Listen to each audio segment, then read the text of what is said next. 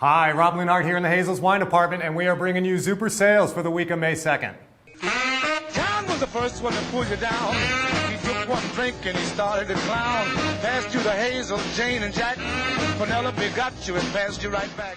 We've got something for everybody this week. We're going to start with a non-vintage cava. This is the Viña Palaciega. This is sparkling wine from Spain. Same method as champagne, but using Spanish grapes.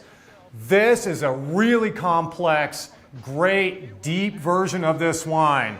Up front, you're going to get lovely apple, pear, white peach fruits, little spice notes, a bit of florality to this wine. As it comes through on the palate, you're going to start to get into some deeper dried notes. So think dried apricot, dried peaches, whiff of gun smoke, just a little flintiness here, some minerality. This is a firm, acidic style, so it's a bit tart on the finish. But for that acidity, you're going to get amazing depth at this price. A terrific deal and a great all-around sparkler.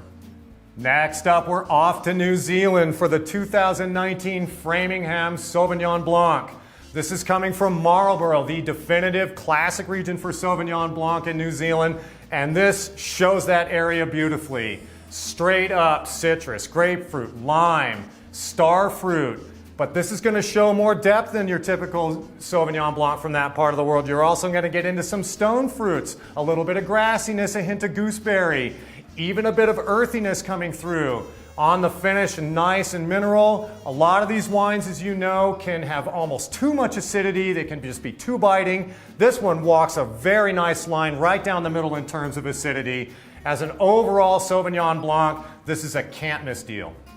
Last but not least now, we're heading up to Washington for a great producer, go-to producer for us. This is the 2018 Brown Family Vineyards Heritage Cabernet.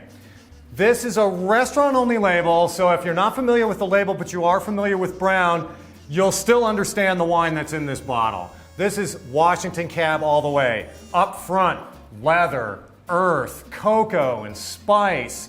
As it opens up on the palate, then you'll get into those beautiful classic dark fruits, cassis, blackberry, black cherry fruits.